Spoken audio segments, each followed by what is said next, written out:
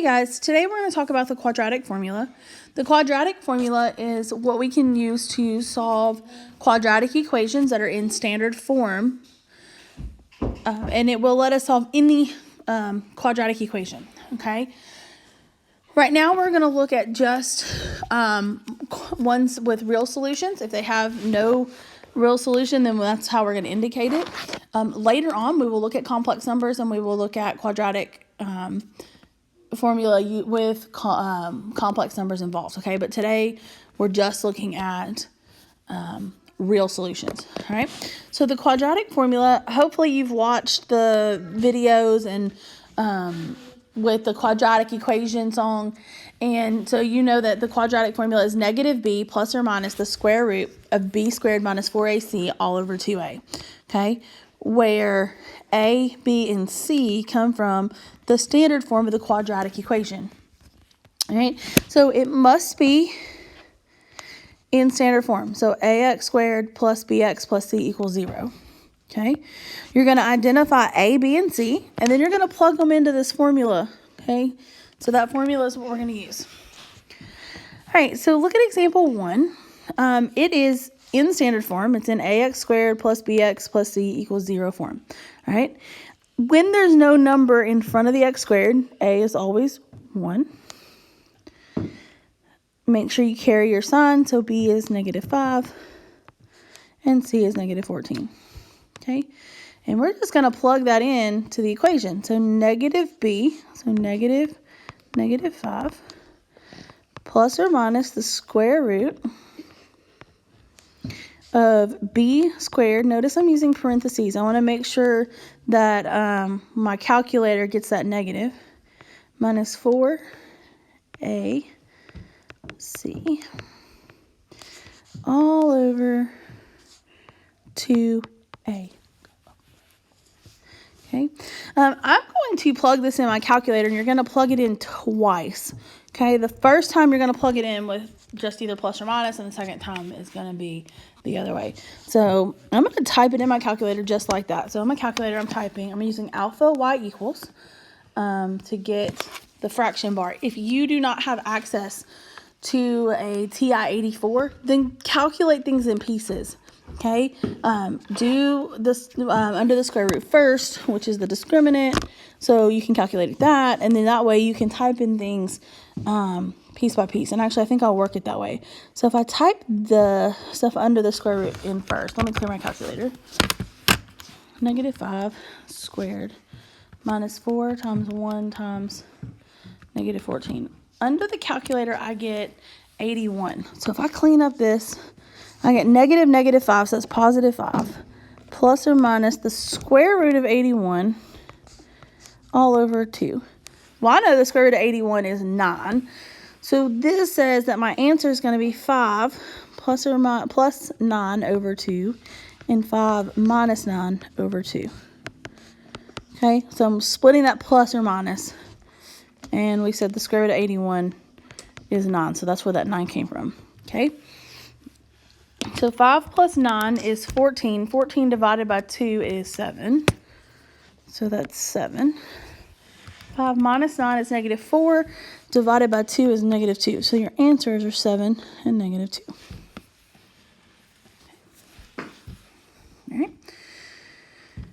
All right. So let's look at another one. So in example 2, these are it's not in standard form. So what I have to do is get it there. So I'm going to do a little work up here. So 2x squared plus 13 equals 12x minus 5. Right? And I want to move it all to one side. So I'm going to subtract the 12x over.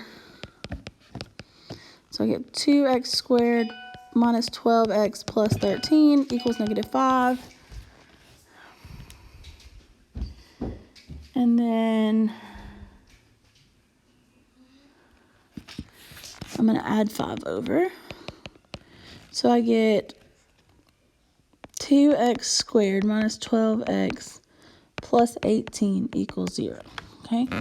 So using this form, I'm going to identify a. So a is 2, b is negative 12, C is 18. Right? From there, I just plug it in. If we plug it in, then I just plug it into the equation. Sorry, I got distracted with a message from my child's teacher. All right, so negative b. So negative 12 plus or minus the square root of b squared minus 4ac all over 2a. All right, and I'm going to work that the same way. So I'm going to simplify my 12 plus or minus the square root of something. So then that's going to be whatever all of that equals. So negative 12 squared minus 4 times 2 times 18 is 0. Whoops, I didn't change that back to a pen. All over 4. Well, the square root of 0 is 0, right? So that's 12 plus 0 over 4 and 12 minus 0 over 4. Well, those are going to be the exact same thing. So 12 divided by 4 is 3. Okay, and so this one just has one solution. Okay. All right. What I'd like for you to do is pause the video and try the next two. Once you've worked one, then you can check it and then you can work the other one, however you want to do that. But if you will pause the video, then work those and you can check yourself to make sure you're on track. All right, hopefully you paused the video and actually worked those out.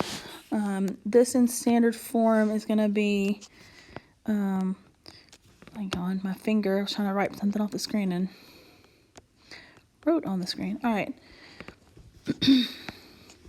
So 2x squared plus x minus 5 equals 0. So a is going to be 2. B is 1. C is negative 5. So using the quadratic formula,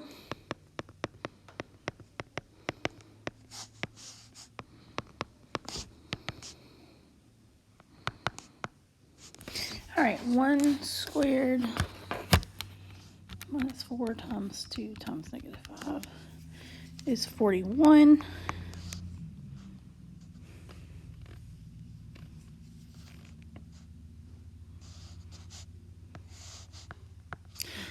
Okay, this one, the square root of 41 is a decimal. You have to read the question to see what it's asking for. So if it asks for it in simplest radical form, your answers would be negative 1 plus the square root of 41 over 4 and negative 1 minus the square root of 41 over 4. So that's your solution set. Okay. If it asks for decimal approximations, you would put that in your calculator. So negative 1 plus the square root of 41. It's going to give me a decimal number, and then I'm going to divide that by 4. And so that's 1.35 approximately. And negative 1 minus the square root of 41 gives me a decimal answer. I'm going to divide that by 4, and I get negative 1.85. So there's the decimal equivalent. So it just depends on what it asks for. I believe on IXL it's asking for decimal values the entire time. And so that would be your answer. On the ACT, a lot of times they'll ask for simple radical form, and we are going to talk about that later, but not in this video. All right. All right, so example 4, if you pause and work that, you get minus 2x plus 5. So A is 1, B is negative 2, C is 5.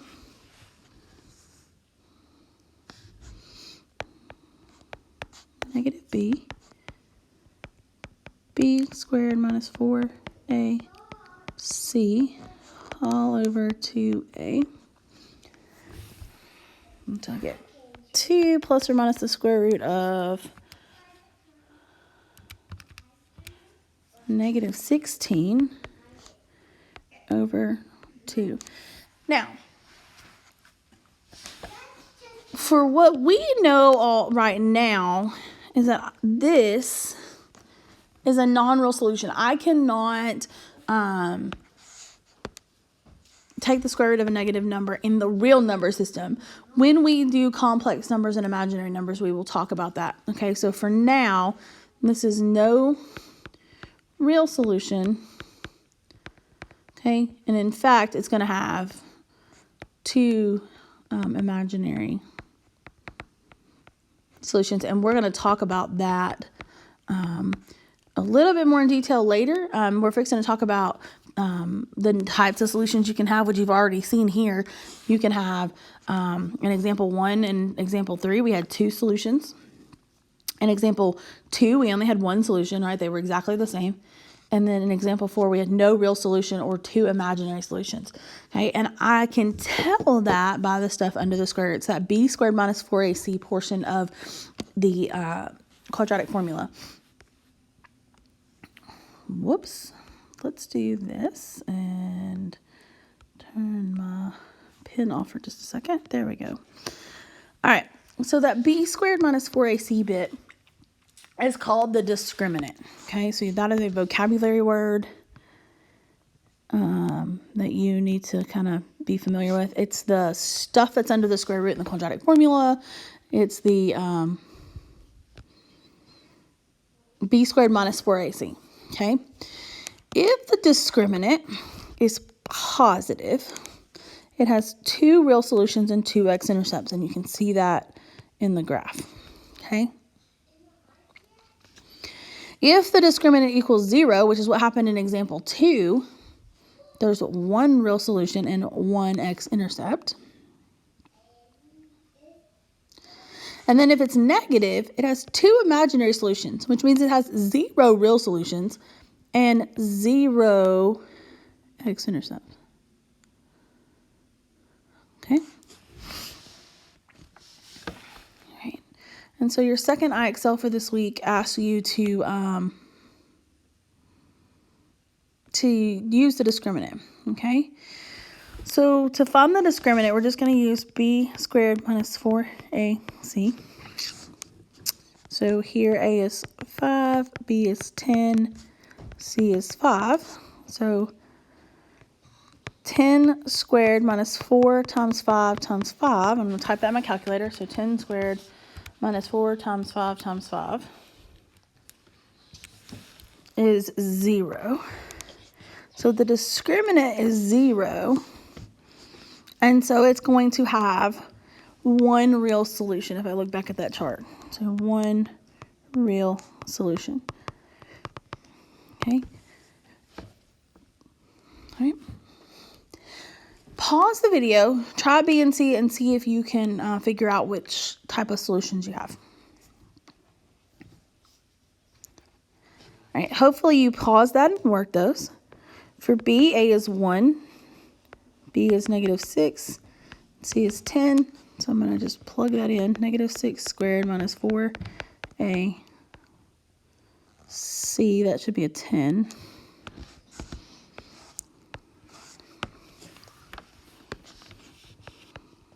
Okay, so then that's going to be 6 squared minus 4 times 1 times 10. That's going to be negative 4. Okay, so that's going to be no real solution or 2 imaginary solution.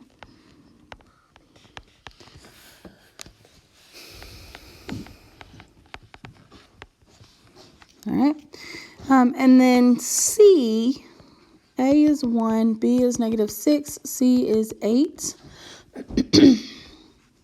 So B squared minus 4AC,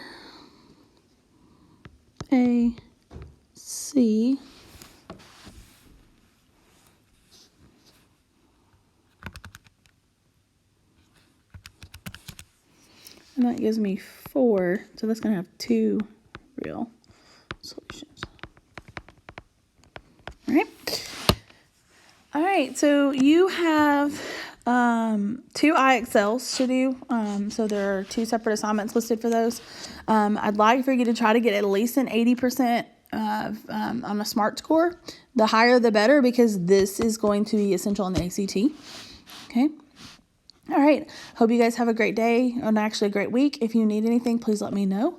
I look forward to helping you if you need that assistance with these problems, okay?